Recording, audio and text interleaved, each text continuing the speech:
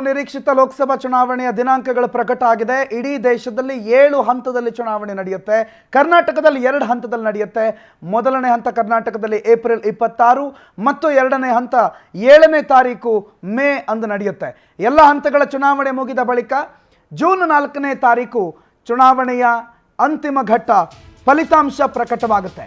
ಇನ್ನು ಮೊದಲನೇ ಹಂತ ಏಪ್ರಿಲ್ 26ನೇ ತಾರೀಕು ನಾಮಪತ್ರ ಸಲ್ಲಿಕೆ ಆರಂಭ. ಗೆಜೆಟೆಡ್ ನೋಟಿಫಿಕೇಶನ್ ಆಗೋದು ಏಪ್ರಿಲ್ 4ನೇ ತಾರೀಕು. ನಾಮಪತ್ರ ಪರಿಶೀಲನೆ ಏಪ್ರಿಲ್ 5, ನಾಮಪತ್ರ ವಾಪಸ್ಗೆ ಕಡೆ ದಿನ ಏಪ್ರಿಲ್ 8 ಮತ್ತು ಮತದಾನ ದಿನಾಂಕ ಏಪ್ರಿಲ್ 26. ಇದು ಮೊದಲನೇ ಹಂತದ ಲೆಕ್ಕಾಚಾರ. ನಾಮಪತ್ರ ಸಲ್ಲಿಕೆ 4ನೇ ತಾರೀಕಿಗಾಗಬೇಕು, ಪರಿಶೀಲನೆ 5ನೇ ತಾರೀಕಾಗುತ್ತೆ. ಇನ್ನು ಎರಡನೇ ಹಂತ ಮೇ 7ನೇ ತಾರೀಕು ಚುನಾವಣೆ. ಏಪ್ರಿಲ್ 19ಕ್ಕೆ ನಾಮಪತ್ರ ಸಲ್ಲಿಕೆ, ನಾಮಪತ್ರ ಪರಿಶೀಲನೆ ಆಗೋದು ಏಪ್ರಿಲ್ 20, ನಾಮಪತ್ರ ವಾಪಸಾತಿಗೆ ಕೊನೆ ದಿನಾಂಕ ಏಪ್ರಿಲ್ 22 ಮತ್ತು ಮತದಾನ ನಡೆಯೋದು ಮೇ 7ನೇ ತಾರೀಕಿನಂದು.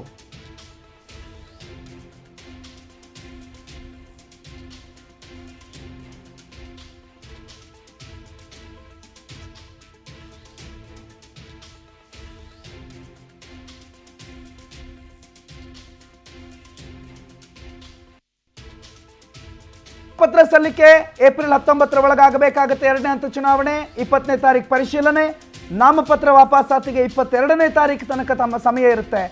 ಮೇ 7ನೇ ತಾರೀಕು ಚುನಾವಣೆ ನಡೆಯುತ್ತೆ. ಸೊ ಅದು 2 ಹಂತದಲ್ಲಿ ಕರ್ನಾಟಕದಲ್ಲಿ. ಈ 2 ಹಂತಗಳ ಲೆಕ್ಕಾಚಾರವನ್ನು ಗಮನಿಸ್ಕೊಂಡು ಹೋದ್ರೆ ಕರ್ನಾಟಕವನ್ನ ಕಳೆದ ಬಾರಿಯ ಚುನಾವಣೆ ಲೆಕ್ಕದಲ್ಲೇ 2019ರ ಚುನಾವಣೆ ಲೆಕ್ಕದಲ್ಲೇ 2 ಹಂತದಲ್ಲಿ ಚುನಾವಣೆಯನ್ನು ನಡೆಸೋದಕ್ಕೆ ಸಿದ್ಧತೆಗಳನ್ನು ಮಾಡಿಕೊಳ್ಳಲಾಗಿದೆ. ಸಿಗ್ತಾನೆ ಮುಖ್ಯ ಚುನಾವಣಾ ಆಯುಕ್ತರು ರಾಜೀವ್ ಕುಮಾರ್ ಅವರ ನೇತೃತ್ವದಲ್ಲಿ ನಡೆದಂಥ ಈ ಸುದ್ದಿಗೋಷ್ಠಿಯಲ್ಲಿ ಸಂಪೂರ್ಣವಾದಂಥ ಮಾಹಿತಿಯನ್ನು ಕೊಟ್ಟರು. ಅದರಲ್ಲಿ ಏಪ್ರಿಲ್ 26ನೇ ತಾರೀಕು ಮತದಾನ ನಡೆಯುವಂಥ ಕ್ಷೇತ್ರಗಳು ಬಹುತೇಕ ದಕ್ಷಿಣ ಕರ್ನಾಟಕದ್ದು. ಮೊದಲನೇ ಹಂತದಲ್ಲಿ ಬೆಂಗಳೂರು ಉತ್ತರ, ಬೆಂಗಳೂರು ಸೆಂಟ್ರಲ್ಲು, ಬೆಂಗಳೂರು ದಕ್ಷಿಣ, ತುಮಕೂರು, ಮಂಡ್ಯ, ಮೈಸೂರು, ದಕ್ಷಿಣ ಕನ್ನಡ ಮೊದಲನೇ ಹಂತ ಅಂದರೆ ಏಪ್ರಿಲ್ 26ನೇ ತಾರೀಕು ಚುನಾವಣೆ ನಡೆಯೋದು. ಚಿತ್ರದುರ್ಗ, ಉಡುಪಿ, ಚಿಕ್ಕಮಗಳೂರು, ಹಾಸನ, ಚಾಮರಾಜನಗರ.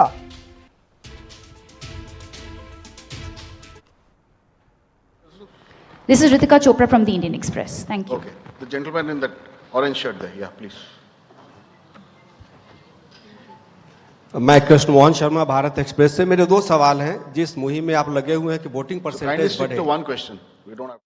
ಸೊ ಮೊದಲ ಹಂತದಲ್ಲಿ ಏಪ್ರಿಲ್ 26ನೇ ತಾರೀಕು ದಕ್ಷಿಣ ಕರ್ನಾಟಕ ಅಂದರೆ ಹಾಸನ, ದಕ್ಷಿಣ ಕನ್ನಡ, ಚಿತ್ರದುರ್ಗ, ತುಮಕೂರು, ಮಂಡ್ಯ, ಮೈಸೂರು, ಕೊಡಗು, ಚಾಮರಾಜನಗರ, ಬೆಂಗಳೂರು ಗ್ರಾಮಾಂತರ, ಬೆಂಗಳೂರು ಉತ್ತರ, ಬೆಂಗಳೂರು ಕೇಂದ್ರ, ಬೆಂಗಳೂರು ದಕ್ಷಿಣ ಅಂದರೆ ಸಂಪೂರ್ಣ ಬೆಂಗಳೂರು, ಚಿಕ್ಕಬಳ್ಳಾಪುರ, ಕೋಲಾರ. ಏಪ್ರಿಲ್ 26ನೇ ತಾರೀಕು ಈ ಚುನಾವಣೆ ನಡೆಯುತ್ತೆ.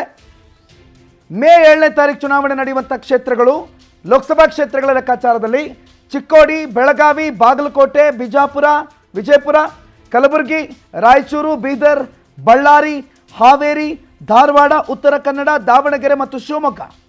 ಸೊ ಒಟ್ಟು 13 ಕ್ಷೇತ್ರಗಳನ್ನು ಮೊದಲ ಹಂತದಲ್ಲಿ, ಇನ್ನು 13 ಕ್ಷೇತ್ರಗಳನ್ನು ಎರಡನೇ ಹಂತದಲ್ಲಿ, 14 ಕ್ಷೇತ್ರಗಳನ್ನು 2 ಹಂತದಲ್ಲಿ ಚುನಾವಣೆ ನಡೆಸೋದಕ್ಕೆ ಸಿದ್ಧತೆಯನ್ನು ಮಾಡಿಕೊಳ್ಳಲಾಗಿದೆ. ಸೊ ಆ ಮುಖಾಂತರ 2 ಹಂತದಲ್ಲಿ ಕರ್ನಾಟಕದಲ್ಲಿ ಚುನಾವಣೆ ನಡೆಯುತ್ತೆ. ಮೊದಲನೇ ಹಂತ ಏಪ್ರಿಲ್ 26 ಮೊದಲನೇ ಹಂತ, ಎರಡನೇ ಹಂತ ಮೇ 7.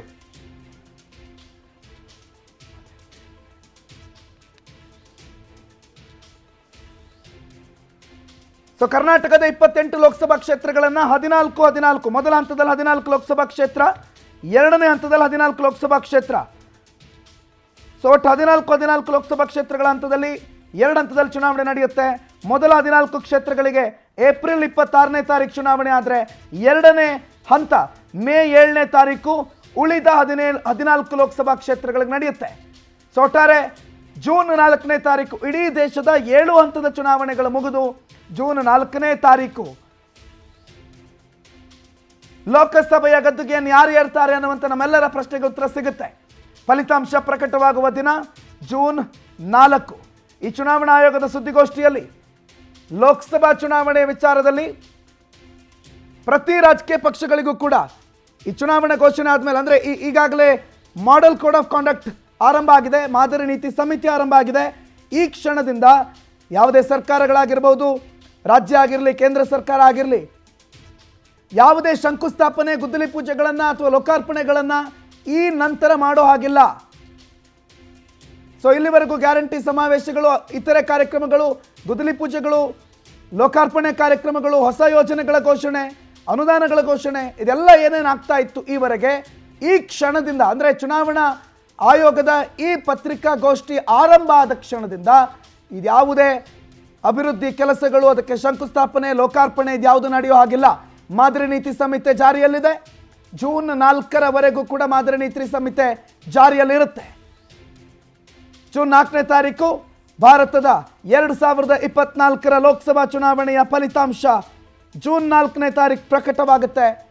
ಸೊ ಸುದೀರ್ಘ ಚುನಾವಣೆಯ ಪ್ರಕ್ರಿಯೆಗಳು ಈ ಕ್ಷಣದಿಂದ ಆರಂಭ ಆಗುತ್ತೆ.